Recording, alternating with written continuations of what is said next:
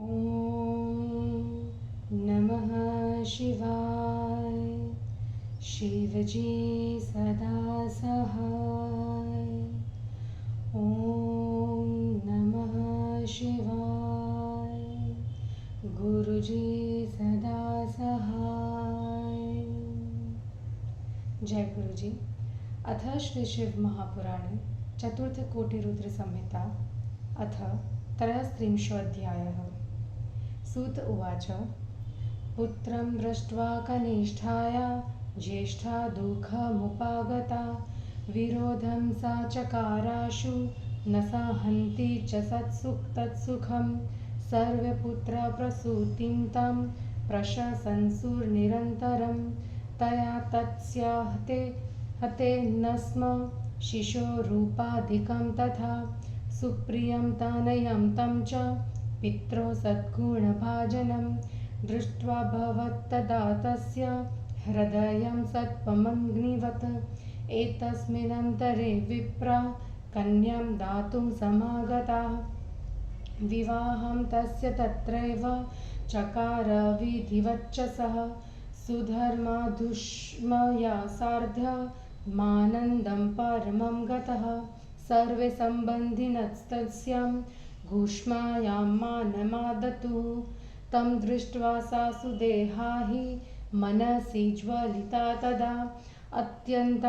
अत्यन्तं दुःखमापन्ना हा हतास्मीति वादिनी। सुधर्मा गृहमागत्य वधूतं पुत्रं विवाहितम् उत्साहं दर्शयामास प्रियाभ्यां हर्षयन्निव। अभवद्वर्षिता तादुष्मा सुदेहा दुःखमागता। न सहन्ति सुखं तच्च दुःखं कृत्वा तद्भुवि।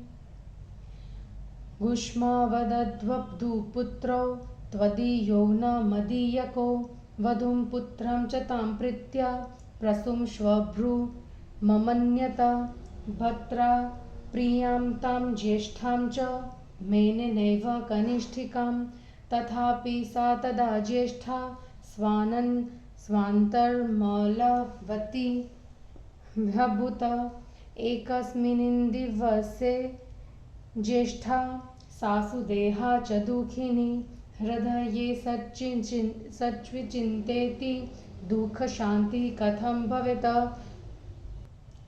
सुदेहोवाच मदीयो हृदयाग्निष्व घुष्मा नेत्रजलेन वे।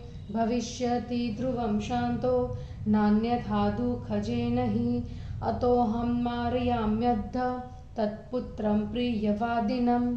अग्रे भावी भवेदेवं निश्चयः परमो मम। सूत उवाच। कदर्याणां विचाराश्व कृत्ये भवेन्नहि। कठोरः प्रायशो विप्रा सापत्नो भाव आत्महा।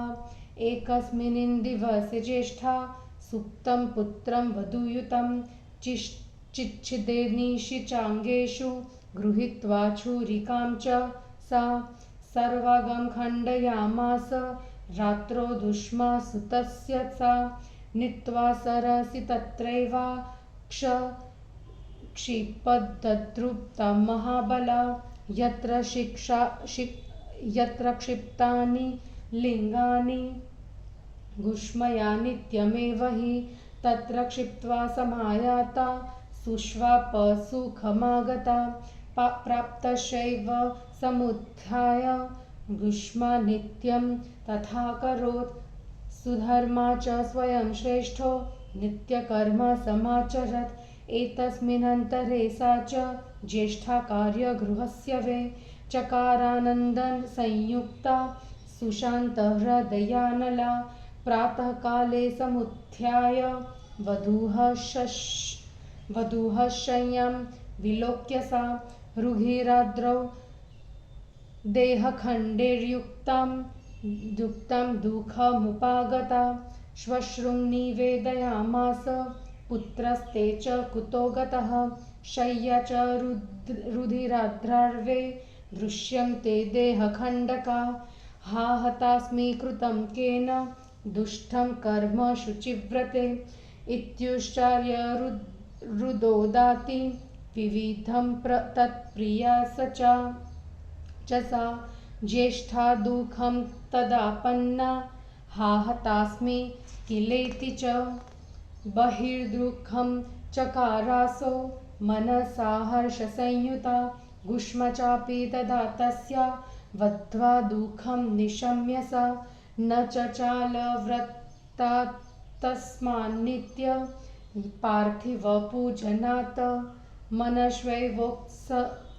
मनश्वैवोत्सुकं नैव जातं तस्या मनागपि भर्तापि च तथैवासि धावदव्रतविधिर्भवेत् मध्याह्ने पूजनान्ते च दृष्ट्वा शय्यां भयावहां तथापि न तदा किञ्चित्कृतं दुःखं हि घुष्मया येनैव चार्पितश्वायं स वै रक्षां करिष्यति भक्तप्रियः स विख्यातः कालकालः सतां गतिः यदि नो रक्षिता शम्भुरीश्वरः प्रभुरेकलः मालकार इवासो यान्युक्ते तान्वियुनक्ति च अद्य मे चिन्तया किं स्यादिति तत्त्वं विचार्य सा न चकार तदा दुःखं शिवे धैर्यसमागता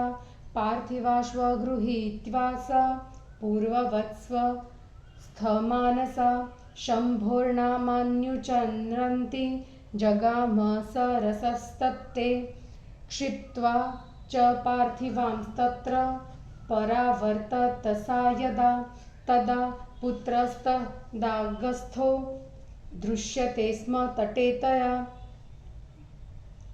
पुत्र उवाच मातरं हि मिलिष्यामि मृतोऽहं जीवतोऽधुना तव पुण्यप्रभावाद्वि कृपया शङ्करस्य वै सूत उवाच जीवितं तं सुतं दृष्ट्वा गुष्मा सा तत्प्रसीद्वजा प्रह्यष्टा नाभवत्तत्र दुःखिता न यथा पुरा एतस्मिन् समये तत्र स्वाविरासीच्छिवोद्धृतं ज्योतिरूपो महेशश्व सन्तुष्टः प्रत्युवाचः शिव उवाच प्रसन्नोऽस्मि वरं ब्रूहि दृष्ट्या मारितो ह्ययम् एनां च मारयिष्यामि त्रिशूलेन वरानने सूत उवाच गुष्मा तदा वरं वव्रे सुप्रणम्य शिवं नता रक्षणीया त्वया नाथ सुदेहेयं स्वसा मम शिव उवाच अपकारः कृतस्यस्याम् उपकारः कथमं त्वया क्रियते हननीया च सुदेहा दुष्टकारिणी गुष्मोवाच तव दर्शनमात्रेण पातकं नैव तिष्ठति इदानीं त्वां च द्वै दृष्ट्वा तत्पापं भस्मतां व्रजेत् अपकारेषु यश्वेव हृक्कारं करोति च तस्य दर्शनमात्रेण पापं दूरतरं व्रजेत इति श्रुतं मया देव भगवद्वाक्यमभूद्वतं तस्माच्चैव कृतं येन क्रियतां च सदाशिव सूत उवाच इत्युक्तस्तु तत्तया तत्र प्रसन्नोऽभवन् पुनः महेश्वरः कृपासिन्धुः तामुचे भक्तवत्सलः शिव उवाच अन्यद्वरं ब्रूहि गुष्मे ददामि च हितं तव त्वग्भक्त्या सुप्रसन्नोऽस्मि निर्विकारस्वभावतः सूत उवाच सोवाच तद्वचः श्रुत्वा यदि देयो वरस्वया लोकानां चैव रक्षार्थ मन्त्रस्थेयं मदाख्यया तदोवाच शिवस्तत्र सुप्रसन्नो महेश्वरः स्थास्येत्र नवनान्माहं गुष्मे शाख्यं सुखप्रदः गुष्मे शाख्यं सुप्रसिद्धं लिङ्गं मे जायतां शुभम् इदं सरस्तु लिंगानां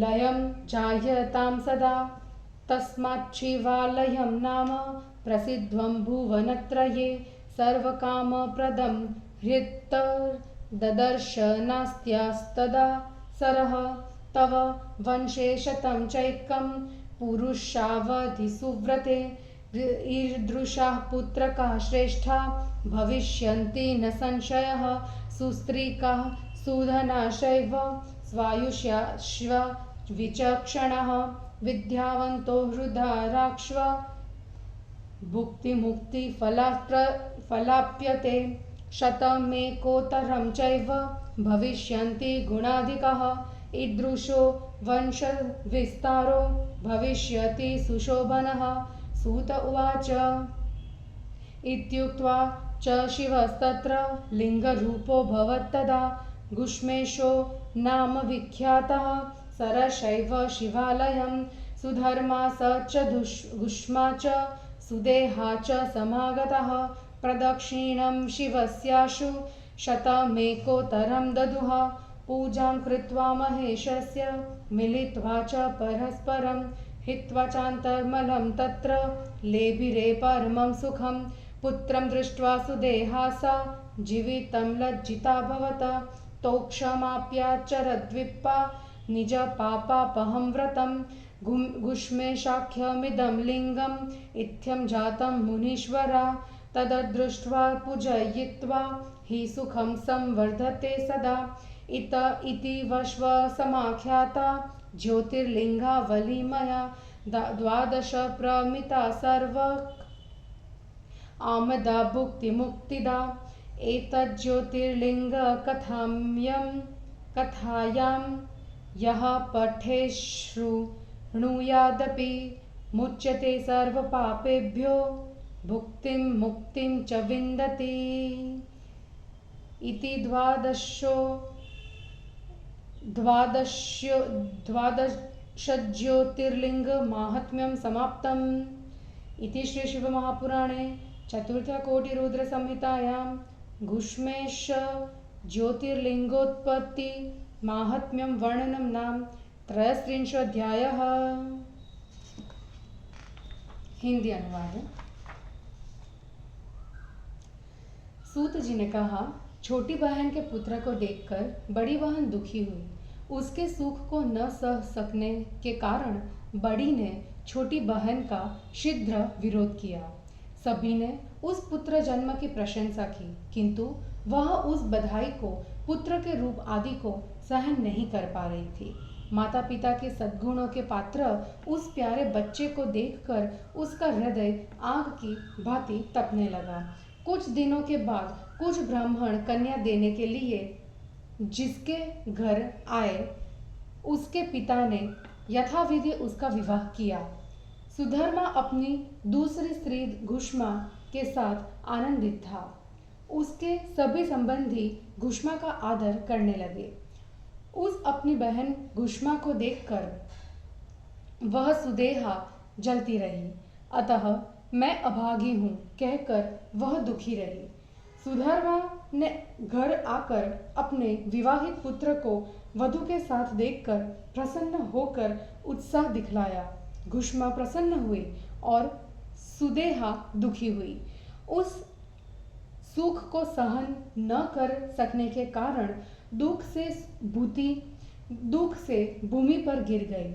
घुष्मा ने कहा, ये दोनों वधू तथा पुत्र तुम्हारे हैं, मेरे नहीं। और पुत्र तथा वधू उसके माता और सास मानते थे। पति भी उस बड़ी स्त्री का जितना आदर करता था उतना छोटी का नहीं, तो भी वह बड़ी स्त्री मन से कपटी हो गई। एक दिन उस दुखी सुदेह ने मन में सोचा कि मेरे दुख की शांति कैसे होगी। सुदेहा ने कहा, मेरे हृदय की आग दुख के कारण उत्पन्न घुष्मा के आंसुओं से ही हो सकती है और किसी प्रकार नहीं, यही सत्य है। इसलिए मैं आज उसके प्रिय बोलने वाले पुत्र को मारूंगी, यह मेरा निश्चय है। फिर जो होगा देखा जाएगा। सूत जी ने कहा, हे ब्राह्मणों, कपटी पुरुषों का विचार उचित अनुचित कृतकृत्य के प्रति नहीं होता। प्रायः सौतिया दाह तो अपना भी नाश कर डालता है। एक दिन उस बड़ी स्त्री ने रात में बहू के साथ सोए हुए पुत्र के अंगों को छुरी से काट डाला और घुष्मा के उस कटे हुए पुत्र के अंगों को उस बलवती स्त्री ने दाह के कारण तालाब में डाल दिया। जिस तालाब में प्रतिदिन घुष्मा पार्थिव लिंगों को डालती थी, वही यह भी उसके पुत्र के कटे हुए टुकड़ों को डालकर घर में आकर सुख से सो गई। प्रातःकाल उठकर घुष्मा प्रतिदिन की भांति अपने कार्य में लग गई और सुधर्मा भी नित्य कर्म करने लगा। हृदय की आग के बुझ जाने के कारण बड़ी स्त्री भी आनंद के साथ घर के कामकाज में लग गई। प्रातःकाल जब पुत्र वधू उठी तो उसने देखा कि शैया सूख से लथपथ है खून से। प्रातःकाल जब पुत्र वधू उठी तो उसने देखा कि शैया खून से लथपथ है और उसके कुछ टुकड़े दिख रहे हैं। अतः वह दुखी हुई। उसने अपनी सास से कहा, तुम्हारा पुत्र कहाँ है? शैया खून से लथपथ है और शरीर के अवयव दिखलाई दे रहे हैं। पुत्र वधू, यह दुष्ट कर्म किसने किया? मैं तो मर गई। ऐसा कहकर उसकी स्त्री बहुत रोई। तब बड़ी स्त्री भी अरे मैं तो मर गई कहने लगी। उसका यह ऊपरी दुख था, वह मन में प्रसन्न थी। घुष्मा वधू के दुख को सुनकर भी अपने नित्य पार्थिव पूजन व्रत से विचलित नहीं हुई। उस घुष्मा का मन पुत्र शोक से तब तक थोड़ा भी विचलित नहीं हुआ जब तक पूजा पूर्ण नहीं हुई। यही स्थिति उसके पति की भी थी। मध्याकाल में जाकर उस डरावनी शैया को देखा तो भी उसने मन को दुखी नहीं किया। उसने उसे दिया है, वही उसकी रक्षा भी करेगा। उस भगवान को भक्त प्रिय काल का भी काल और सज्जनों का रक्षक कहाँ है? यदि हमारा रक्षक केवल शिव है तो वह माली की भांति देता है, अलग भी करता है। आज मेरी चिंता करने से क्या होगा? ऐसा विचार कर उसने शिव जी पर विश्वास कर धैर्य धारण किया। पार्थिवों को लेकर वह पहले भी भांति स्वस्थ मन से शिव के नामों का उच्चारण करती हुई तालाब के तट पर गई। पार्थिवों को डालकर जब वह लौटने लगी तब उसने अपने पुत्र को तालाब के तट पर देखा। पुत्र ने कहा, माताजी आइए, मैं आपसे मिलूंगा। मैं मर गया था, अब जीवित हो गया हूँ। यह शिव जी की कृपा तथा तुम्हारे पुण्यों से हुआ है।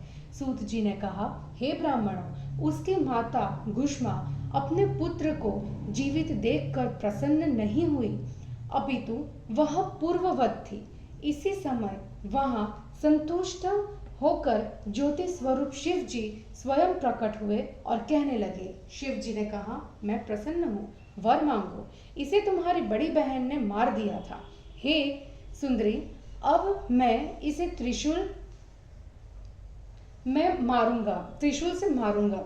सूत जी ने कहा। घुष्मा ने सिर झुकाकर प्रणाम कर वर मांगा। हे नाथ, यह सुदेहा मेरी बहन है, आप इसकी रक्षा करें। शिव जी ने कहा, उसने अपकार किया और तुम उसका उपकार क्यों कर रही हो?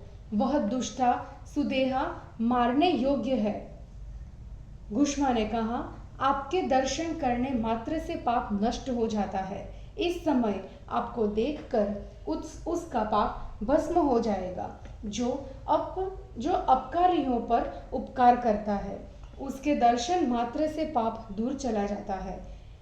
हे देव, आपका यह आश्चर्यजनक वाक्य मैंने सुना है, अतः हे सदाशिव, जिसने जैसा किया वह करे। सूत जी ने कहा। घुष्मा के ऐसा कहने पर कृपा सिंधु भक्त वत्सल महेश्वर उस पर पुनः प्रसन्न होकर कहने लगे। शिव जी ने कहा, हे घुष्मा, कोई और वर मांगो जिससे तुम्हारा हित हो। मैं तुम्हारी भक्ति तथा निर्विकार स्वभाव से अत्यंत प्रसन्न हूँ। सूत जी ने कहा। शिव जी की बात को सुनकर उसने कहा, यदि आप मुझे वर देना चाहते हैं तो लोगों की रक्षा के लिए मेरे नाम से यहाँ स्थिर हो जाइए। प्रसन्न होकर शिव जी ने कहा, मैं सबको सुख देने के लिए घुष्मेश नाम से यहाँ स्थिर रहूंगा। यह मेरा घुष्मेश नामक शुभ ज्योतिर्लिंग प्रसिद्ध होगा और यह सरोवर सदा शिवलिंगों का स्थान रहेगा। अतः यह तीनों लोकों में सुप्रसिद्ध शिवालय कहा जाएगा। इस सरोवर के दर्शन से सभी इच्छाएं पूर्ण होगी। हे पतिव्रता, तेरे वंश में 100 पीढ़ी तक निसंदेह ऐसे ही श्रेष्ठ पुत्र होंगे। सुंदर स्त्री तथा पर्याप्त धन वाले, दीर्घायु, विद्वान, बुद्धिमान, उदार, भुक्ति मुक्ति के अधिकारी, 101 पीढ़ी तक अधिक गुणवान संतानें होगी। इस प्रकार तुम्हारा वंश विस्तार होगा। सूत जी ने कहा। ऐसा कहकर शिव जी वह घुष्मेश शिवलिंग लिंग रूप हो गए और वह सरोवर शिवालय नाम से प्रसिद्ध हुआ। तब वहां सुधर्मा, घुष्मा और सुदेहा ने आकर शिव जी की 101 प्रदक्षिणाएं की।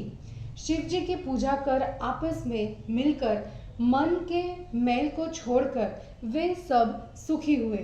पुत्र को जीवित देखकर सुदेहा लज्जित हुई। हे ब्राह्मणों, उन दोनों पति पत्नियों से क्षमा याचना कर उसने अपने पाप को दूर करने के लिए व्रत किया।